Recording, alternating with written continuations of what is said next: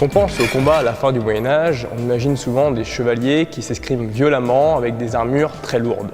C'est une vision partiellement fausse, véhiculée par les différentes œuvres fantastiques, comme les romans, les films et les jeux vidéo.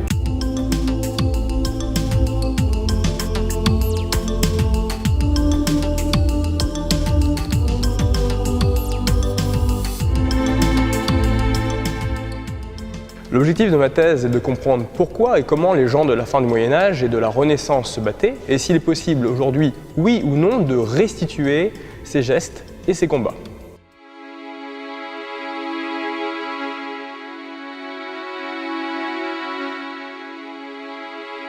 Le combat en armure demande un équipement qui est réservé seulement à une certaine partie de la population, en l'occurrence les chevaliers.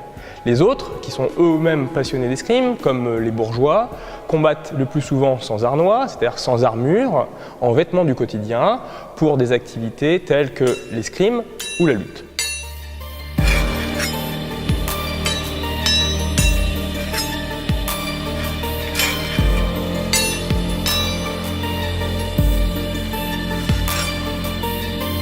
Dès lors, en absence de protection pour la tête ou le corps, la première question est de savoir à quel point une arme est-elle véritablement dangereuse, voire même mortelle.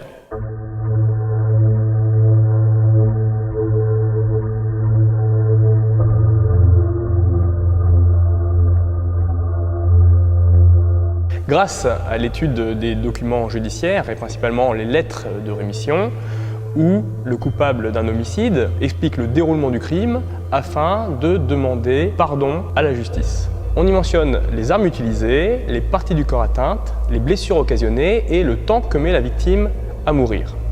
Parfois, un individu blessé a le temps de frapper à son tour avant d'être mis définitivement hors de combat.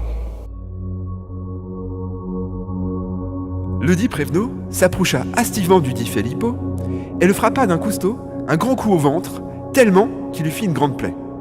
Après lequel coup, le dit Filippo, qui crut être mort, comme tout désespéré, tira son coustel de sa gaine et en frappa un coup seulement, le dit Prévenot en la poitrine. Duquel coup, mort s'en eut assez tôt après.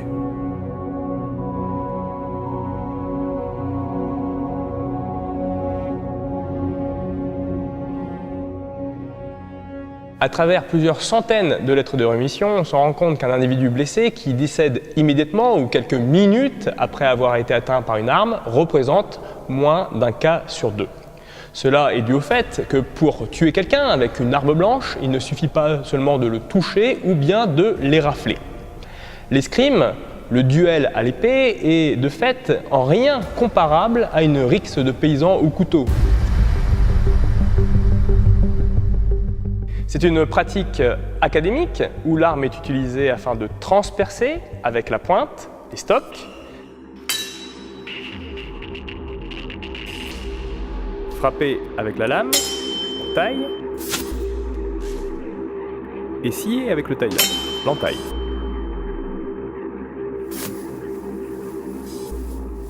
Pour comprendre les paramètres d'un vrai combat, il ne suffit pas de revêtir des protections contemporaines comme des masques d'escrime, des vestes rembourrées et d'utiliser des fausses armes afin de vaincre son adversaire.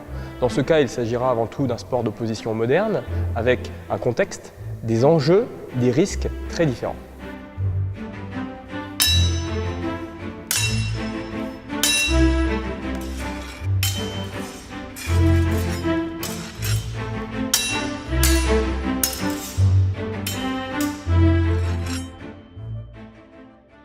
Pour connaître les techniques qui étaient théoriquement utilisables à la fin du Moyen-Âge et de la Renaissance, on étudie depuis des années des traités et des manuscrits écrits par des maîtres d'armes et des passionnés d'escrime de la fin du Moyen-Âge et de la Renaissance.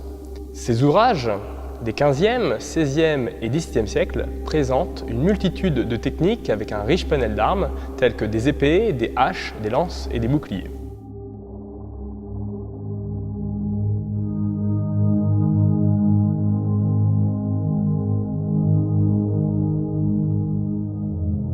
Cependant, si aujourd'hui on utilise des protections pour des raisons évidentes de sécurité, les règlements de l'époque indiquent que la pratique se faisait avec le visage découvert, avec seulement le port d'un bonnet ou d'un chapeau et d'une paire de gants. En tant qu'activité ludique et sportive, il n'est pas envisageable de penser que leur but était de réellement blesser leur partenaire. On se rend compte également que sans un entraînement spécifique et l'usage d'un code ou d'un langage commun, il est très difficile de comprendre le jeu de son adversaire et de ce fait d'exécuter une technique. C'est un peu comme la musique ou une langue étrangère, il est impossible de communiquer harmonieusement avec son partenaire sans ce code commun. À la fin du Moyen-Âge et à la Renaissance, la manière de combattre a autant d'importance que le résultat. Il faut interagir avec l'adversaire, mais aussi être compris par l'arbitre et le public, souvent très présent.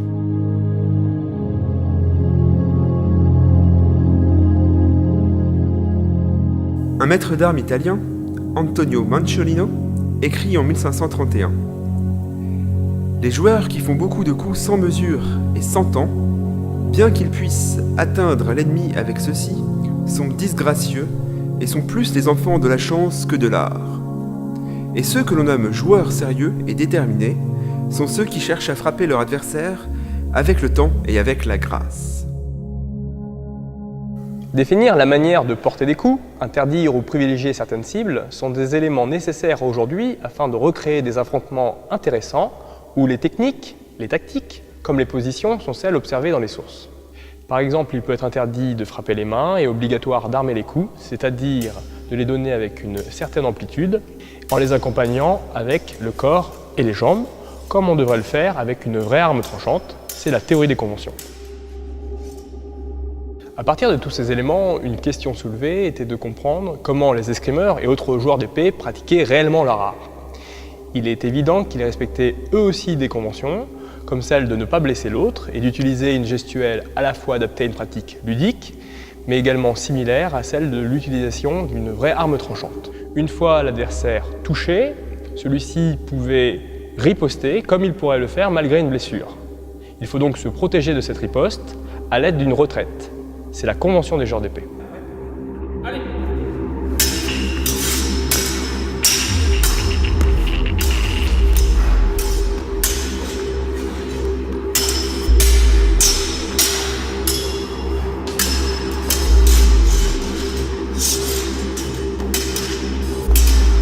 Ainsi, mon travail de thèse montre entre autres qu'il est assez difficile de tuer quelqu'un sans utiliser une gestuelle spécifique et qu'un individu blessé et armé est toujours dangereux.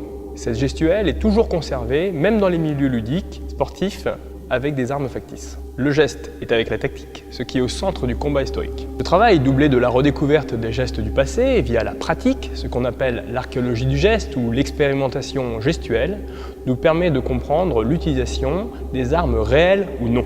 Bien plus qu'un simple jeu de touche, les escrimes des 15e, 16e et 17e siècles sont un entraînement au vrai combat. Pas forcément un combat à mort, mais un combat où il s'agit de montrer son habileté à manier les armes avec grâce, en prenant des risques, en créant le jeu et le spectacle, par l'utilisation des styles et de techniques différents. C'est cet esprit que nous partageons et enseignons au sein des différents groupes spécialisés dans la recherche en combat historique, comme l'association RECT, un mélange de passion pour la recherche et le sport, le jeu et l'histoire.